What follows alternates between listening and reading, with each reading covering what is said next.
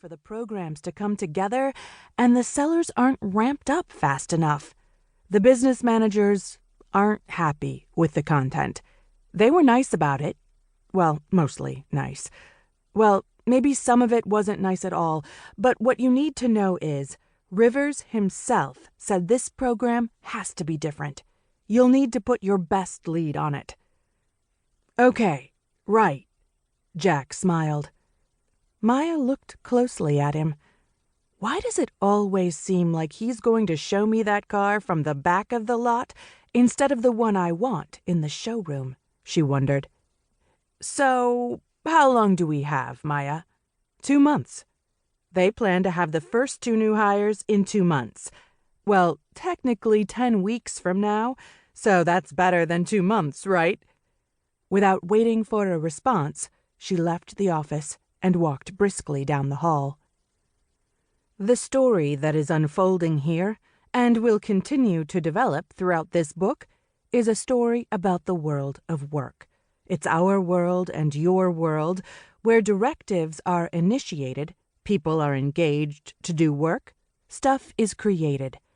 But it's also a world where expectations are built and then not lived up to, where commitments are made and yet no one can point to the results, and where random things happen, along with significant wasted time, energy, and money, none of which are trivial resources for any person.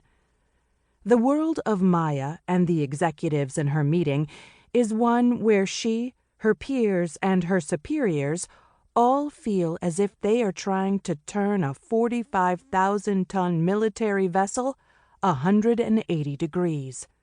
And, as she turned to Jack, whose remit, we'll learn, is to help with the steering, we sensed the friction that already existed, a situation in which change needed to happen fast, but isn't happening much at all.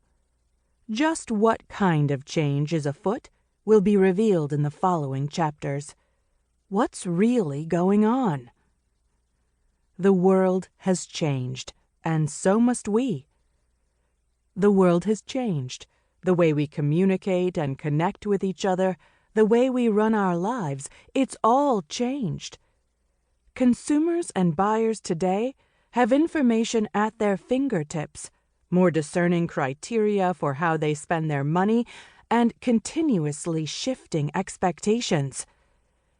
Amazon CEO Jeff Bezos describes customers as divinely discontent, a positive and nuanced celebration of the vigilance that businesses must have to keep up with customers.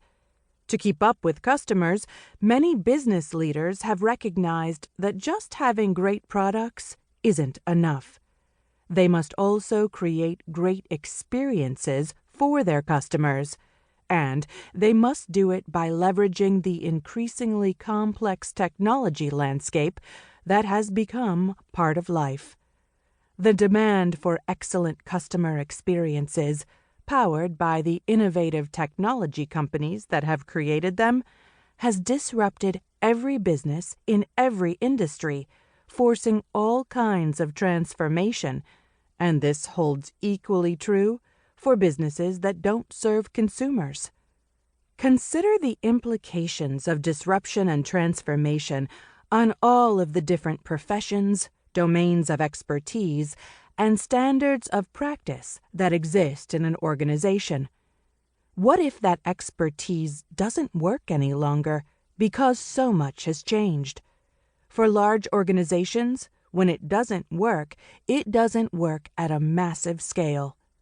For Maya and the executives in this meeting, who have made a big bet to create a new sales role, this is a scary reality. How do they figure out how to manage all the disruption? Who's going to tell them what to do to execute on the decision that took 9 months to formulate? We'll learn more about how Maya faces this reality and how the challenge calls into question all familiar approaches. Her peers and mentors are intelligent people who have been successful. But something isn't right, and it's getting worse all the time. It prompts